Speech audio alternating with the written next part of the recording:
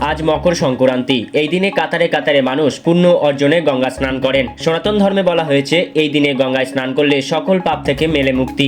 একই সাথে সূর্যের উপাসনার মাধ্যমে সুস্থতা ও সাফল্য আসে। তাই আজ মকর সংক্রান্তির সকাল থেকেই মালদার ইংরেজবাজার ব্লকের সদুল্লাপুর মহাশ্মশানে ভিড় লক্ষ্য করা গেল। জেলার বিভিন্ন প্রান্ত থেকে এসেছেন পুণ্যার্থীরা। অনেক ভক্তরা জানাচ্ছেন গঙ্গাসাগর যাওয়ার বাসনা ছিল কিন্তু যাওয়া হলো না, তাই সদুল্লাপুরে এসেছেন গঙ্গায় স্নান করতে। অনেক ভক্ত আবার জানাচ্ছেন পূর্বপুরুষ থেকে চলে আসছে এই গঙ্গা স্নান।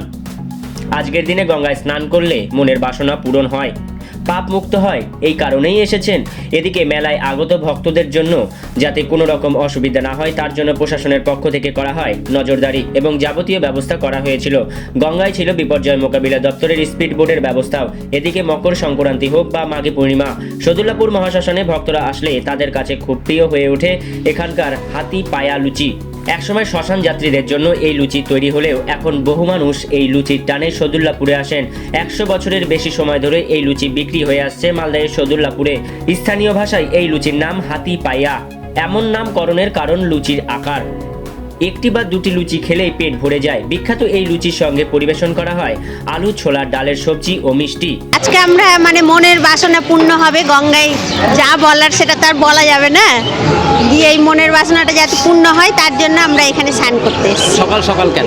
সকাল সকাল আসলাম, ভিড়টা একটু কম হবে, ওই জন্য আমাদের স্নানটা ভালোও হবে। প্রতি বছরই আসা হয়? না, প্রত্যেক বছর আসতে পারি না, তবে যখন পারি তখন আসি। কোথা থেকে এসেছেন? আমরা মালদা নেতাজি মোড় থেকে। আপনার নাম? আমার নাম পপি দাস। সাগর যাওয়ার ইচ্ছে করেছিলাম কিন্তু যেতে পারলাম না, সদুল্লাপুর আসলাম, ভালো লাগলো আসতে। গঙ্গাসাগর যাওয়ার ইচ্ছা ছিল? হ্যাঁ। কেন যেতে পারলেন না কেন? ও বাড়িতে একটু অসুবিধা ছিল, ওই জন্য যেতে পারলাম না। তার জন্য আজকে কোথায় এসেছেন? আজকে সদুল্লাপুর এসেছি। কি বাসনা নিয়ে এসেছেন? মনের বাসনা নিয়ে এসেছি আজকে। তাতে আজকে আমাদের একাদশী, আমরা একাদশী করি।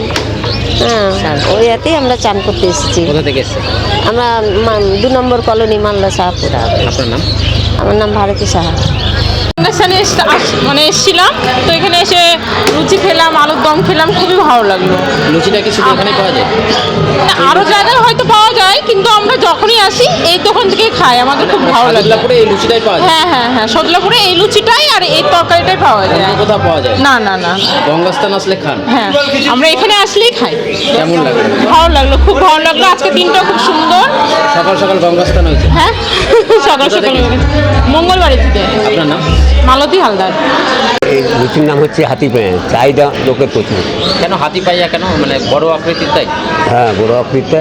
আর এখানে এছাড়া অন্য কিছু পাওয়া যায় না, এই লুচিটাই পাওয়া যায়। কতটা ভিড় হয়? ভিড় প্রচুর ভিড় হয়। আজকে তো মেলাও বসবে। হ্যাঁ, মেলা। কতটা লুচি তৈরি করছেন মোটামুটি? মোটামুটি ধরেন 5 থেকে 6 কুইন্টাল। মানুষ কি মহাশ্মশানে আসলে লুচি খায়? হ্যাঁ, মহাশ্মশানে আসলে লুচি খাবে। কিভাবে তৈরি করেন লুচিটাকে? লুচিটা তৈরি করে তাহলে দেখতে হবে।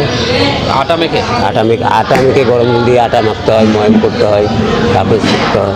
কত বড় মোটামুটি হয় লুচিটা? লুচিটা ধরেন 1 থেকে 100 একটা লুচি ওজন। একটা মানুষের পক্ষে খাওয়া সম্ভব? অনেকজনে খাচ্ছে, অনেকজনে খেতে পারছে না একটা লুচি। কতদিন ধরে তৈরি করেন আপনি? আমি ধরেন মোটামুটি 40। আপনার নাম? পার্থ দাস।